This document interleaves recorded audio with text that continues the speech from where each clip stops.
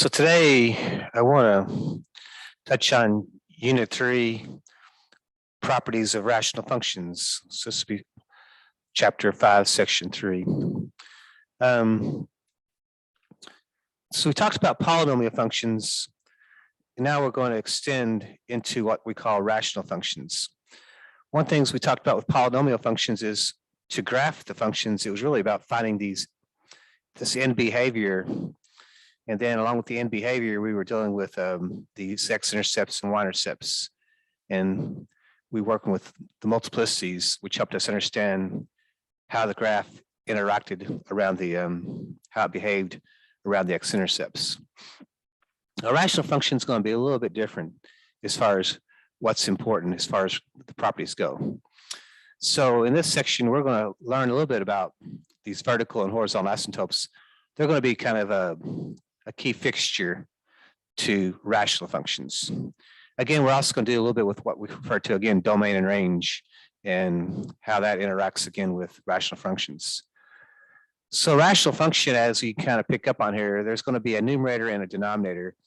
So there's going to be a polynomial on the top, and there's going to be another polynomial on the bottom. Now, one thing's with the denominator, remember, with functions, the denominator cannot equal 0, because again, when dividing by 0, the answer is undefined. So this is going to be what we call a domain restriction. So remember, by the definition, if you put something in for x, you have to be able to assign a y value, and this does not happen with when x is 0 in the denominator. Something else we need to pick up on is, when can the function actually equal 0? When can r of x equal 0? In other words, when you have a fraction, what makes a fraction actually equal to 0? And one of the things we pick up on is, for a fraction equals 0, the numerator must equal 0. If that isn't possible, this is also going to be a range restriction. So keep that in mind as we move forward. So let's move on into finding the domain. So finding the domain, like I said, since we have a rational function, there will be a domain restriction because of the denominator. So our key is we want to set the denominator equal to 0 to determine the domain restriction, and these values must be excluded from the domain. In this lesson, we're going to use this set builder notation. So we're going to use these little braces, which stand for the set of x's. The vertical bar stands for such that. We're going to insert the inequality here, and that will be our answer. So it's going to be the set of x's such that, and our inequality. In this lesson here, you're going to see a lot more with this does not equal to symbol.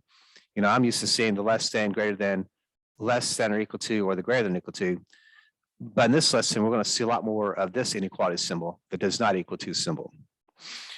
So in finding the domain of this function here, again, it's all about the denominator. It cannot equal 0. So what we do is we set x minus 5 equal to 0, and we solve for x, add 5 to both sides, and we would end up with this x equals 5. So this value has to be excluded from the domain. So our set notation is going to be the set of x's such that x cannot equal 5. That is going to be our domain. It's every number but 5. So remember, the domain always starts out as all real numbers, or in other words, negative infinity to infinity. But in this case, it's everything but the number 5. So notice if you put 5 in the top, you know, that's okay. I'm going to get 5 squared, which is 25, and 2 times 25 is 50. No problem there, but 5 minus 5 on the bottom, that creates a 0, and 50 divided by 0, that remains undefined. So if I want to find the domain of this function, r of x equals -3 over x squared minus 1, again, that's a rational function, there is a domain restriction, and to find it, what we did is we set the denominator equal to 0. Now, there's 2 ways to solve this quadratic equation. One way is just isolate the quadratic term on one side. So I can say x squared, add 1 to both sides, and get x squared equals 1. And then to get rid of the square, we can take the square root of each side. So that's going to be x equals then plus or minus the square root of 1. So remember, when you square a value, a positive or negative will still give you a positive. So we got to keep in mind, we have to have a positive or negative in that situation. And therefore, x is going to end up being a positive or negative 1, plus or minus 1. So that would be our exclusions. The other way to find the domain restriction is how we kind of taught it in class as well. If I set this x squared minus 1 equal to 0, we are also allowed to just factor. Since x squared minus 1 is a difference of squares, there's only one way to get that x squared, and that's x times x. The only way to get a 1 is 1 times 1. But remember, a difference of squares, one side's got to be minus, one side's got to be positive. So you have x minus 1 times the quantity x plus 1. And since we set each factor equal to 0, and we've done this enough that we can now kind of do it mentally, we know that this first one's going to end up being 1, and the second one's going to end up being negative 1, and that would be your domain restrictions. So that's what you have to exclude. So in this case, it's going to be the set of x's such that x cannot equal negative 1, x cannot equal 1. So remember, we have to exclude those. So we use the do not equals to symbol in that. So every number in the real number system works except for those two values. So again, the domain is all about the set of real numbers to start with. So the domain of x squared over x squared plus 1. This one's a little bit different in the sense that I am going to set the denominator equal to 0. X squared plus 1 is equal to 0. And I am going to move a negative 1 to the other side. But this starts to look a little suspicious. And if I do take the square root of both sides, I do get x equals this plus or minus the square root of negative 1. But what is the square root of negative 1? What squared actually gives you a negative 1? And remember, we've learned that there's this imaginary unit. I squared is equal to negative 1. That occurs when there's a negative inside the square root symbol. So this actually turns into x equals plus or minus I. But remember, this does not represent a real number. This represents an imaginary number or a complex number. So remember, the domain's all about real numbers. So this does not fit into our domain. So what does this tell us? Well, if you look at the problem over here, what can you square and add to 1 that's going to turn into a 0? Well, this would have to be negative 1 plus 1 to get 0. But notice, since you're squaring x, there's no way to get this. This is not possible. So what this is telling me is there is no domain restriction. So since this is an imaginary number, that doesn't count. So we throw that out. So there aren't any restrictions. Our domain is going to be the set of x's such that x is an element of R. And in my lab math, they just say all real numbers as well. It's just easier for me to write that here in that form. So there's actually not a domain restriction. Now, one other thing we have to pick up on is when determining the domain of a rational function, this must be done before reducing the rational function. So notice how I have a rational function. To find the domain, we set the denominator equal to 0. We solve for x, and we get x equals negative 2. So our domain is actually going to be the set of all numbers such that x cannot equal negative 2. That's our only domain restriction, is the number negative 2. But remember, with rational functions, we're allowed to reduce. Notice the numerator actually factors into x minus 2 times x plus 2. That's a difference of squares, because x is squared and 2 squared gives me 4. So I just use a negative 2 and a positive 2 there. And remember that cancels out that middle term. So we're just left with the quadratic term and the constant. So we have x minus 2 over x plus 2 times x plus 2, and that's going to be over x plus 2. Notice how these x plus 2's will cancel out. So my new function is actually x minus 2. This is actually a linear function. This is a graph of a line. Remember, its slope would be like 1 or 1 over 1, and its y-intercept would be like negative 2. It's linear, but there's a catch. X cannot equal negative 2. So if you do put a negative 2 into this problem, you're going to see that negative 2 minus 2 would be negative 4. So really the point -2, -4 does not exist. So this creates what's called a hole in the graph. So this is referred to as a hole. So you're going to be graphing a line, but this line actually has a point missing in it, which we refer to as a hole. So that's some extra points that you get from me on this, because I don't think they'll actually talk much about holes in this lesson. So let's look at this graph of a function that looks like this, 1/x². So this is a rational function, and let's get some understandings of some things about rational functions. Notice one thing we want to kind of talk about is this end behavior. So what happens when x goes to -infinity? What happens when y goes to infinity? So what happens when we go really, really far left and when we go really, really far right? So end behavior is always important with functions as well. So when I graph this function, let me try that again. So if I hit y equals, looks like I've already got that in there. If I hit graph, this is going to be my graph. So what we want to know is what's happening as we go really far left. It looks like this graph is setting right on top of the x-axis as I go really far left. It looks like this graph is setting right on top of the x-axis going to the really far right. To really get an understanding of this, though, we may have to look at the table. So looking at the table, so if I go really, really far left, so if I keep making it go negative, notice that as you go really, really far left, it does keep going down. It keeps decreasing, but what specific value am I getting closer to? What number is really close to like these values? You notice how now it gets in like scientific notation, it gets to really, really small numbers. So you will see that as I'm going really far left, the value just keeps getting tinier and tinier and tinier. It's essentially getting right at 0. So it looks like this 0 is involved for the y values. But if we go back to our problem here, notice to get a 0, for y to be 0, the numerator has to be 0. Well, since the numerator is 1, there's no way of making y actually equal 0. All I can do is get close to 0. So the same behavior is, as y goes to -infinity, y is approaching 0. As x approaches positive infinity, we're also seeing that y approaches 0. So if I look back at that graph again and look at that table, so notice how again, as I go back through here, look at some of the things here.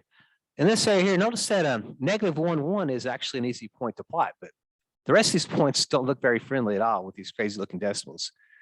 Also notice that when x is 0, there's that domain restriction. We get an error there. We have this other point, 1, 1, that's easy to plot. But after that, as you keep going further and further right, we have the same scenario as we did going far left. Our values just get smaller and smaller and smaller. They're approaching 0. So one thing I'm picking up in my graph here then is, 1, 1 is a point that I can plot. But as I am going to the right, the graph is just getting closer and closer to the x-axis, but it's actually not touching it. Notice there's this point -1, 1 was involved. But as I go far left, notice how again the graph was just getting really, really, really close to the x-axis, but actually never actually touches it. So we have that kind of going on. Also, let's talk about this domain restriction. Notice how again, up here, x cannot equal 0. So the domain restriction was again, the set of x's such that x cannot equal 0. So let's look what's happening here around where x is 0. So what I want to do is I want to start going from the left side and also want to coming from the right side. And what I want to be doing is I want to be approaching 0. And I want to kind of understand what's happening to the y's. What are the y's doing? What are the y's getting closer and closer to? So let's look at that part of the graph as well, as x is approaching 0. So let's go from the left side. So if I go back to my graph, to get closer and closer to 0, I'm going to have to change my table set. So in my table set, I'm going to change it from the independent variable from being auto to ask, so I have some control of what I put in there. So if I go back to the table now, notice that my table is empty. So approaching 0 means use decimals. So like 0.1. If I choose x to be 0.1, notice the y value is getting large. if I get a little bit closer to 0, if I pick like 0.01, that's a little bit closer to 0. Notice that I'm getting 10,000 from a y value. So as I get to 0.001, notice how I'm getting closer and closer to 0. That's actually going to be like 1 millionth, or 1 million, I should say, a really, really big number. So what we're kind of picking up on is, as the x values are getting closer and closer to 0, the y values are getting very, very large. So from a graphing perspective, if I go back to the graph, what I'm talking about is over here, as I'm approaching the graph from the right side, as I'm getting closer and closer to 0, my graph is getting higher and higher and higher up. The same way is going to be happening on the left side. As I approach the value of 0 from the left side, as I get closer and closer to the origin, if you will, the y values are shooting straight up. So what we're seeing is the y values are essentially going towards infinity. So what we pick up on here, as I approach x from the left side, the y values are getting very, very large. They're approaching this value of infinity. As x approaches 0, notice again, the y values are approaching infinity. So keep that in mind as we are going from the left towards the origin, the graph is actually shooting up really sharply towards infinity. But notice that you actually can't have x equals 0. All you can do is approach 0. But since there's a domain restriction, you can never actually pick 0 as a domain value. As I approach from the right side, it kind of does the same thing. The graph will just start to shoot up towards infinity. So that kind of takes on this graph here. So I start to pick up on is there's this boundary. The x-axis is a boundary. A lot of times the x-axis, we use the equation y equals 0. That represents the x-axis. So this is kind of what we refer to as a horizontal boundary. Notice that the y-axis is also a boundary. The boundary for the y-axis is x equals 0. X equals 0. Notice that that's a vertical boundary in this problem. So we have these boundaries that are going on that are really important. So really all I really did to graph this is I understood that there were 2 points involved, this 1, 1 and this negative 1, 1. Other than that, I paid attention to end behavior. So as it went really far left and really far right, this graph actually approaches 0. So again, notice how up here, the numerator stays the same, but notice how if I pick a 10 on the bottom, that would be like 0.1. If I choose 1 over 100, notice how this graph gets even larger. I'm sorry, the y value, the x value gets even smaller. So what we're picking up on is, notice how the numerator is constant, but the denominator is allowed to get bigger and bigger and bigger. And what happens is these values here are essentially getting closer and closer to 0. So that's one thing we pick up on is, if the power on the bottom is much bigger than the power on the top, then the function itself is going to be approaching 0 as the x's get larger and larger. So from a graph, we also should be able to see a range restriction here. Notice that this graph does not drop below the x-axis. So from that perspective, our range value is going to be the set of y's such that y is greater than or equal to 0. I'm sorry, not equal to. It's above. We can't actually touch the x-axis, so y is actually greater than 0. On this graph here, notice though that before with polynomial functions, it was kind of important to find the x and y intercepts. But this graph doesn't actually have x and y intercepts. It has boundaries instead. So that's going to be something we're going to be picking up on. So there aren't any x intercepts and there's not any y intercepts. So there are none. So if I want to graph this function here, k of x equals 1 over x plus 2 squared minus 1, notice this is the same as this graph up here. The only difference is it now has some transformations in it. Notice this plus 2 is going to make the graph move left 2. So this graph is going to move left 2, and it's going to go down 1. So how do we create this graph? Well, what's actually used in graphing it are the boundaries. So notice how the y-axis was a boundary. That is now going to slide over here to -2. So This boundary, a lot of times we're going to use a dotted line for that boundary. The other boundary was the x-axis, but now the x-axis has actually moved down one. So now I have this spot right here. Now remember, there was a point at 1, 1. It's not it has to move over left 2 and down 1. So it's going to appear here. And there was another point here at negative 1, 1. It's got to move over 2. So it's now going to be at 3, 1. So we have that information. I'm sorry, down 1. It'd be down here at 3, 0. Sorry about that. Not up 1, but down 1. So our graph then takes on this look here that as I go to the left, instead of approaching the x-axis, it's now going to be approaching the line y equals negative 1. As I go this way, the graph is actually getting closer and closer to this line here, which is x equals negative 2. Over here on this other side, notice how as I go to the right, this graph is approaching this horizontal line, which was that y equals negative 1. And as I go this direction, the graph, instead of approaching the y-axis, it's now approaching the line x equals negative 2. So that creates our graph. So if we understand what the parent function is, we can now make transformations. And this is an unusual parent function, 1 over x squared. We won't have to remember all these. That's why we need strategies to graph these. So remember, a line, we need to know slope and the y-intercept. A parabola, a quadratic equation, we need to know the vertex and the axis of symmetry and which way it opens up or down. And that'll kind of get us close to what the graph looks like. So transformations are what we use to kind of extend that concept. So when we get into these boundaries, if you will, these boundaries are actually called asymptotes. So these are going to be these boundaries that we are referring to. So asymptotes is the word we're going to start to see in our textbook and in our my lab as well. So asymptotes, as you notice, these boundaries are going to be represented by dashed lines like I just did a minute ago. And the graph is going to actually approach these boundaries, but it's not going to cross these boundaries. Yeah, that's 99% true. If you get into more advanced math, you may discover some of these functions actually can have the ability to cross over a boundary. They're kind of tricky that way. But ours are going to be a little bit more straightforward at this time. So types of asymptotes. First off, this vertical boundary.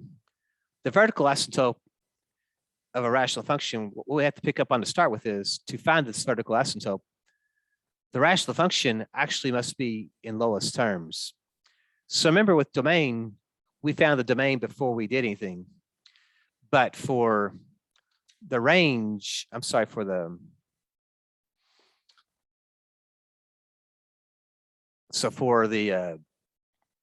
vertical asymptote, we're going to do this after we reduce.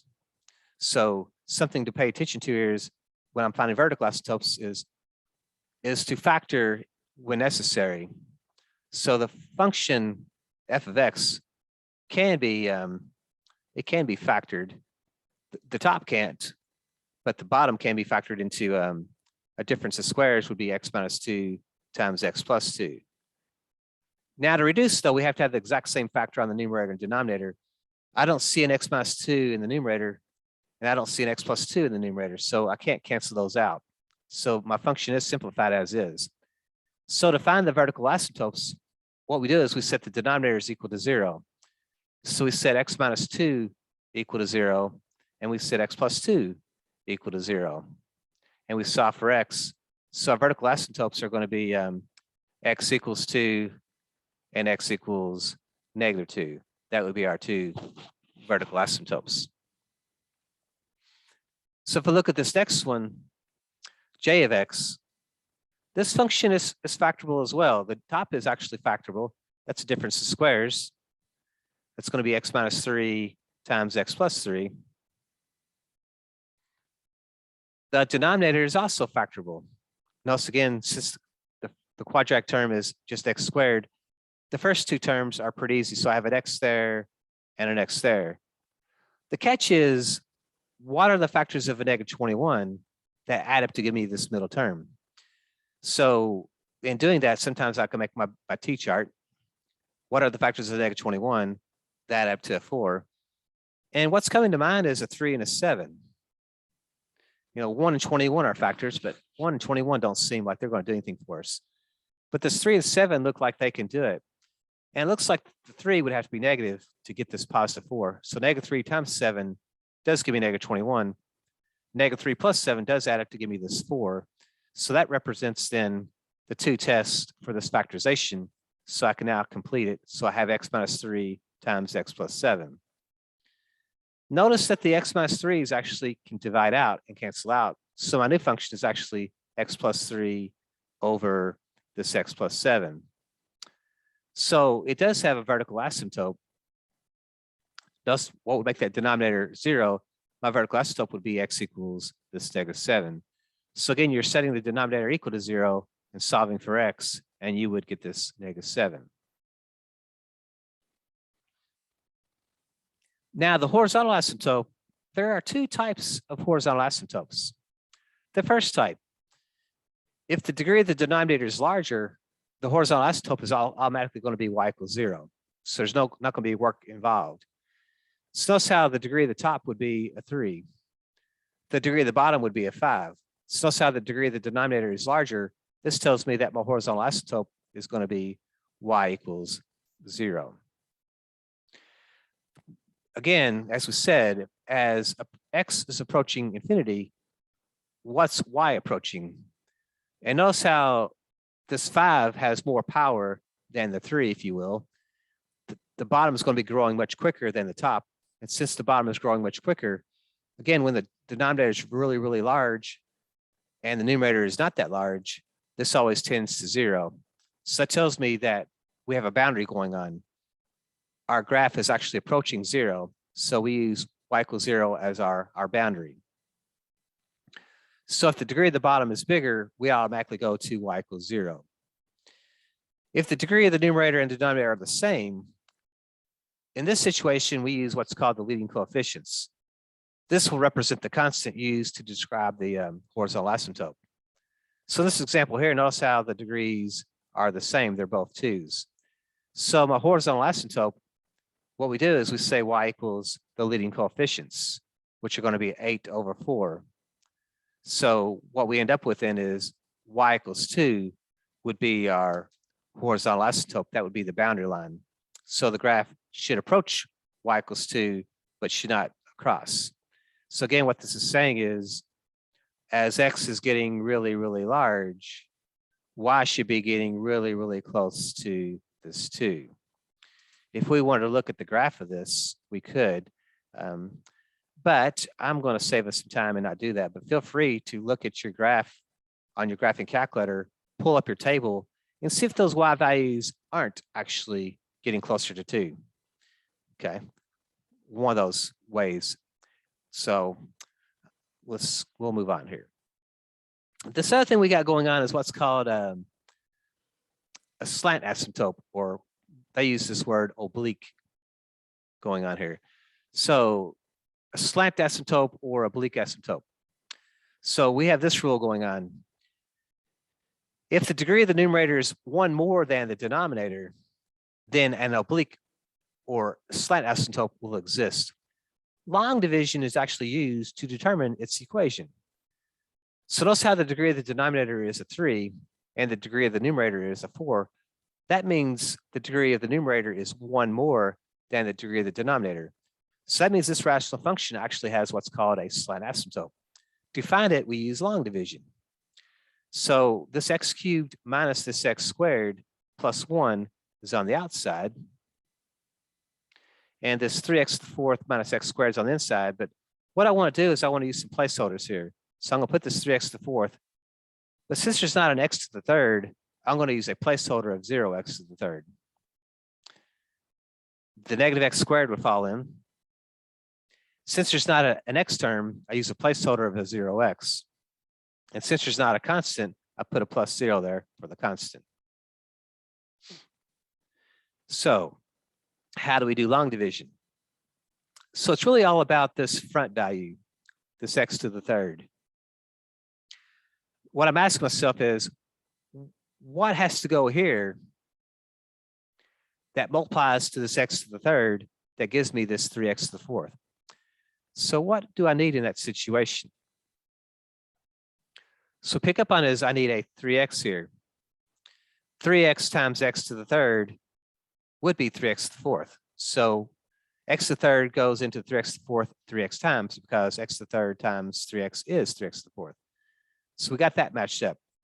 Now, remember what we do next is we multiply this 3x times the divisor.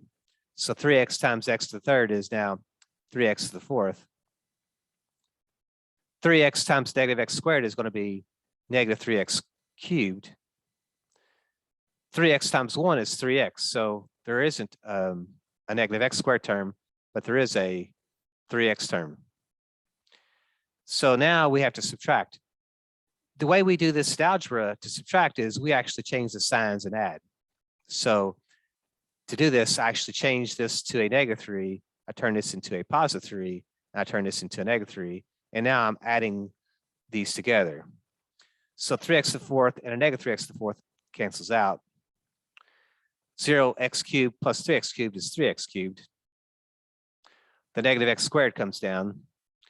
The negative 3x comes down. And that's all we have coming down. So my next move again is, again, I'm focusing on this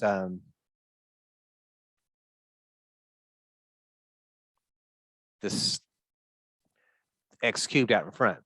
So we're focusing on this guy out here, but now we're turning our attention to this guy down here. So now we're going, how many x to the thirds does it take to get to 3x to the third? In other words, what can you multiply x to the third by that's going to give you this 3x to the third? What's missing? So what I pick up on is I'm missing this 3, so a +3 would come in. So it's going to be my next piece. So again, this 3 now multiplies to my divisor. 3 times x cubed is now this 3x to the third. 3 times negative x squared is this negative 3x squared. 3 times 1 is 3, so I have this out here as a +3. So again, instead of subtracting, what we did is we changed these signs. So this is going to become a negative, this is going to become a positive, and this is going to become a negative. And now we actually add to make this work. So 3x cubed minus 3x cubed, those drop out. Negative x cubed, negative x squared, and 3x squared gives me 2x squared. The negative 3x comes down, and the negative 3 comes down.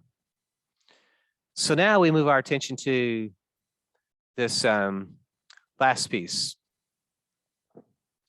So what we pick up on now is I have this here again, this x to the third, and I have to be focusing on this 2x squared. But notice how I can't multiply x to the third by something to get 2x squared, because now the exponent's too small. So this tells me that we're kind of done. This becomes my remainder. So my final answer becomes then as we have this plus sign, and our remainder is written like this: 2x squared minus 3x minus 3, and that's over the divisor, x cubed minus x squared plus 1. So how do we come up with our slant asymptote? So the slant asymptote, what it's going to be is it's going to be y equals, and it's going to end up being just this 3x plus 3 up here. So this 3x plus 3 becomes my equation. This other part, notice how the 3 is on the bottom and this 2 is on the top here. Again, as x is approaching infinity, as x is getting really large, this denominator is getting much, much bigger. It's actually approaching 0. So what happens is this actually drops out of the equation as we get very large. So we're just left with this y equals 3x plus 3. That's going to be where all the work is happening at. So that's kind of how we do a slant asymptote, is we use long division. So putting this all together,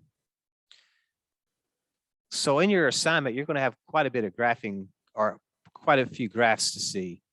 And we want to find the domain range, x and y intercepts, vertical asymptotes, horizontal asymptotes, and slant asymptotes, if you will. I'm going to stay away from that word oblique. and use slant. It makes more sense to me.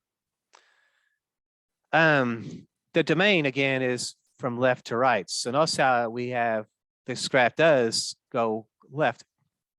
It does go right, but notice how it approaches this boundary, this vertical asymptote. This vertical asymptote is actually going to be a domain restriction. And notice that that value there is a 2. And then we look to their side of 2 and this graph keeps on moving. So notice how this graph really is everywhere except where the vertical asymptote is.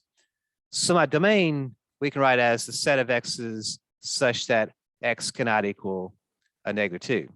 That's the way they prefer to write it. Again, I also could write it as the set of x's such that, I have an interval that is less than 2. I also have an interval that is greater than 2. But in my lab math, they will not accept that one. They accept this first one, the set of x's such that x does not equal -2. That's actually the easier one anyway. So I'll probably start to avoid this notation and try to use as few as inequalities as possible. So find the range. Notice how we're going up and down. So as we go up and down, notice how down here we have an arrow. So that means it goes down forever. It goes up here, but notice how there's a range restriction at this spot. We can't touch that value there. That looks like that's a 1. And then if you notice over here, the graph continues up. So as we go from bottom to top, it looks like the only thing we're seeing missing is this value of 1. So our range value is going to be the set of y's such that y cannot equal 1. That's our range. It's the exclusion. The x-intercepts and y-intercepts. Well, the x-intercepts, what we're seeing here is that ordered pair would be 0, 0. And the y-intercept would be the ordered pair 0, 0. Again, in my lab math, you may want to pay attention to how they want those. Sometimes they want them just as the values 0 and not as ordered pairs. Now, the vertical asymptote, what we're looking for is an equation. Remember, vertical asymptotes are going to be in the equation x equals. And remember, this dotted line here represents the equation of a vertical line, represents a vertical line. X equals 2 would be the equation of that vertical line. So x equals 2 is a boundary where the graph doesn't actually cross. The horizontal asymptote, that's going to be the horizontal line. And notice how it passes through the value of 1. So y equals 1 becomes a horizontal boundary. The graph that gets closer and closer to it, but it doesn't actually cross that. This one actually does not have a slant asymptote. So this would be none.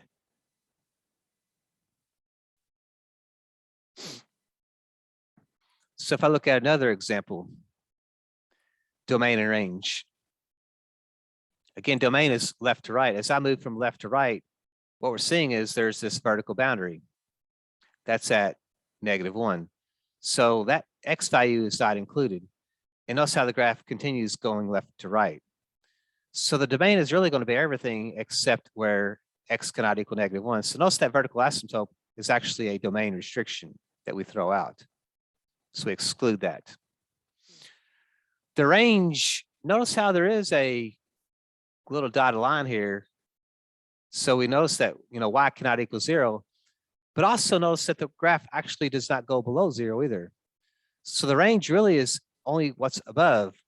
Above is, we use the greater than symbol there. So the set of y is such that y is above, or in other words, greater than 0 would be our range. The x-intercept would be where it crosses the x-axis, but notice how this graph just approaches the x-axis. It doesn't actually touch it, so that's going to be none. The y-intercept is where it crosses the y-axis. We do see this 0, 2 as a point of intersection there. The vertical asymptote, again, is the vertical one. We're seeing the x equals -1 there.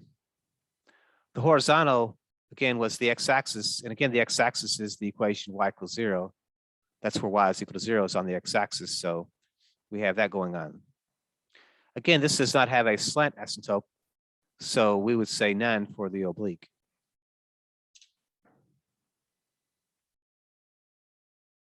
So our next example, it looks a little bit different. So again, we need to talk about domain and range, but we also have to kind of look for asymptotes. The vertical one's kind of tucked away. It's actually the the y-axis is the vertical asymptote. So as your graph goes, notice how it does go left, it starts to go right, but notice how it hits this boundary of x equals 0, that vertical boundary. Notice how the graph does start on the right side of that boundary and it continues to go right. So there's really only one domain restriction, and that's where x is equal to 0. So I would say the set of x is such that x cannot equal 0. So again, where that vertical asymptote is a domain restriction.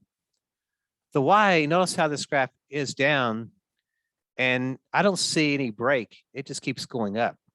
I'm not seeing any domain restrictions in the or any range restrictions. So the range would be the set of y's such that y is an element of R. And in my lab math, you would just probably put all real numbers. Look for that as your answer. The x-intercepts are pretty easy to see. So I'm going to have the x-intercepts are going to be the -1, 0, and the 1, 0 would be the x-intercepts. Again, pay attention to how they want those in my lab math. The y-intercept, where it crosses the y-axis, notice how the y-axis is actually a boundary. So there actually are not any actual y-intercepts. That would be none. The x-intercepts, I'm sorry, the vertical asymptote now would be the y-axis. But remember, the y-axis is an equation x equals 0. So x equals 0 represents the equation of the y-axis. The horizontal asymptote, I don't see anything going left and right. So there's not a horizontal asymptote. But I do see oblique asymptote. That's the slant asymptote here, that one that goes across here. So I need to write the equation of that line. Y equals mx plus b is how we write an equation of a line that's slanted. So we need to find the slope, which is m. And remember, to find the slope, it's the rise over the run. So from 0, 0, we see that it rises up 2 and runs over 1 to get to this point here. So 2 over 1 would be the rise over run, or 2. You also can use the slope formula. M equals y2 minus y1 over x2 minus x1. But to use the slope formula, we have to identify 2 points on the graph. And notice how the origin was an ordered pair, 0, 0. And this point 1, 2 was an ordered pair that they gave us. So using the slope formula, we would see we'd have 2 minus 0 over 1 minus 0, and that would still give us 2 over 1, which would still be this 2. The y-intercept is what the b is. So b stands for the y-intercept. And notice that it would be 0. It does cross the y-axis at 0. So we just want the y value at that spot, which would be 0. So our equation for our slant asymptote would be y equals 2x plus 0. In other words, it's going to be y equals 2x. That's going to be our oblique asymptote.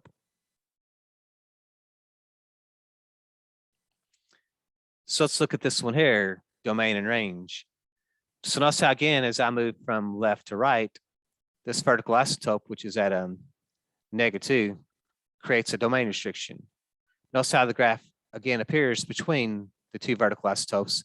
But when you get to this other vertical asymptote here at 2, we also see a domain restriction.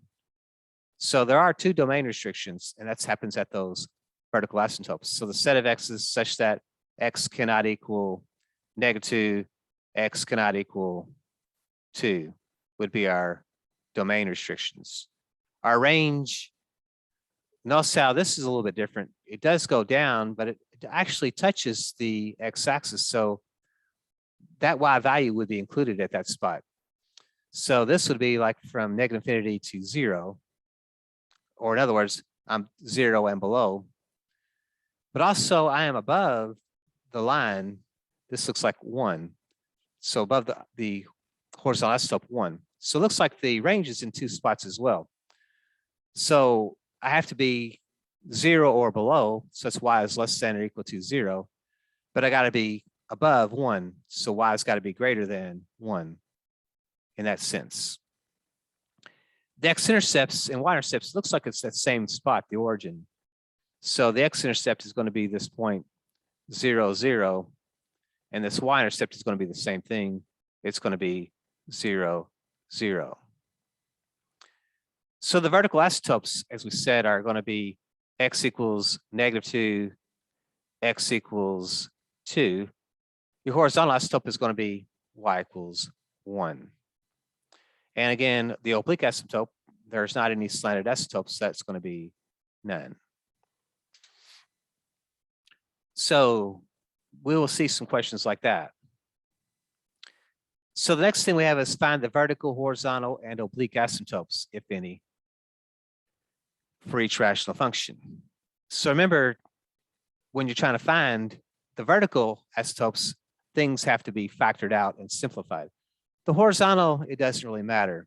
It can be done with the original format, but the vertical has to be simplified. Notice that this first function does not have to be simplified. It is. So to find the vertical isotope, we set the denominator equal to 0, and we would see that x cannot equal 4. So we would say the vertical isotope is x equals -4. So again, to find that, you're saying x plus 4 equal to 0. When you solve that, you get x equals -4. So that actually becomes your vertical isotope. Notice to find the horizontal or oblique isotopes, it's all about the degrees of the numerator and the denominator. So notice how the degree of the numerator is a 1 and the degree of the denominator is a 1. Since the degrees are the same, we use what's called the leading coefficients. This becomes that horizontal asymptote. So y equals 5/1, which becomes then 5. So y equals 5 would be the horizontal isotope. And since it has a horizontal, it does not have a slant. This next function, notice how it is factorable. So since the leading coefficient, the leading term I should say, is x squared, that's just going to be x and x here. But to get the rest of it, we have to be focusing on the factors of 5. But notice there's only a pair of factors, 1 and 5. Does 1 and 5 give me the 6? It does. So that goes straight into x plus 1, x plus 5, because x times x gives me x squared. 1 times 5 gives me 5. And the key is the outer and the inner have to give you your middle term. So the outer gives you this 5x, the center gives you this 1x. So notice how that matches up to the 6x. So that becomes the correct factorization of the numerator.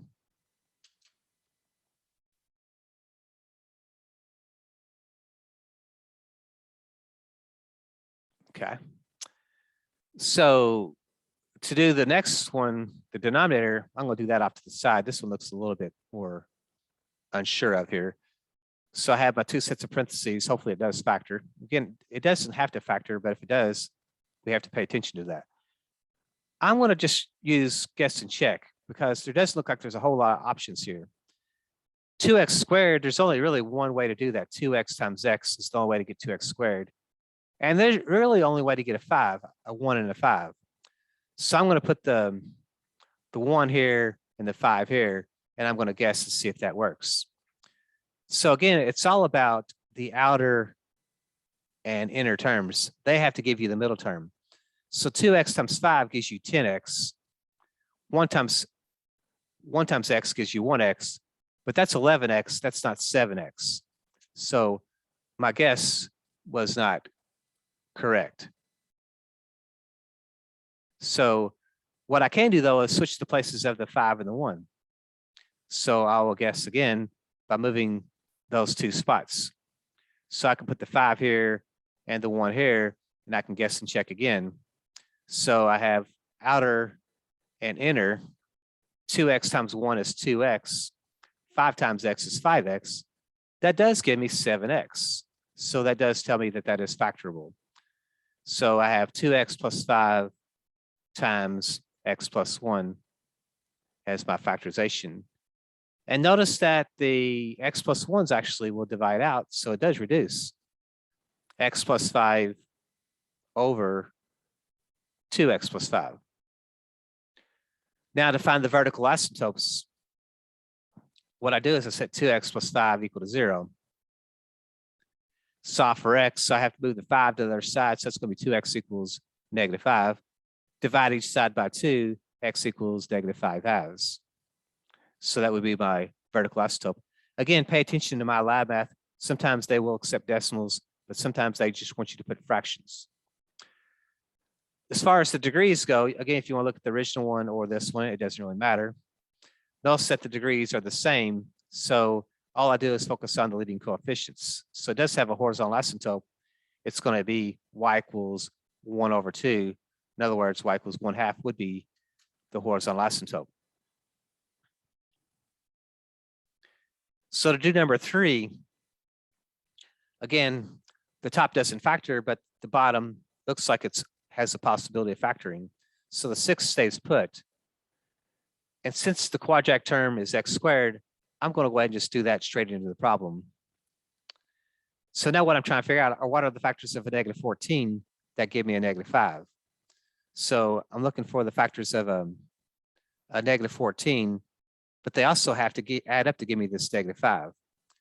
So the factors of 14 that jump out at me are this 2 and 7. They look like they have some potentials that give me this -5 as well. But to get a negative, I need the bigger factor to be negative there. So 2 times -7 is -14. 2 plus -7 is -5. So that does become my factorization. So I'm going to use a +2 and a -7 here, and that would be the factorization of the bottom. So to find the vertical isotope, we set the factors equal to 0. So I should be seeing I'm getting x equals -2, and I'm also getting x equals 7. As far as the horizontal or slant, notice how the degree of the bottom is bigger. So it's easier to see it in the original form. Since the degree of the bottom is bigger, I'm seeing that the horizontal isotope is actually just y equals 0. So that would conclude that. So that kind of meets our conditions that we were talking about earlier. So you can always go back up there and check that as well. But notice how, again, as x is approaching infinity, as x's are getting really, really large, the y value is going to be approaching 0 because the denominator is growing much quicker than the top. And so the y values are approaching 0. So that tells me that this is a horizontal isotope, y equals 0. So that concludes this lesson here on rational functions.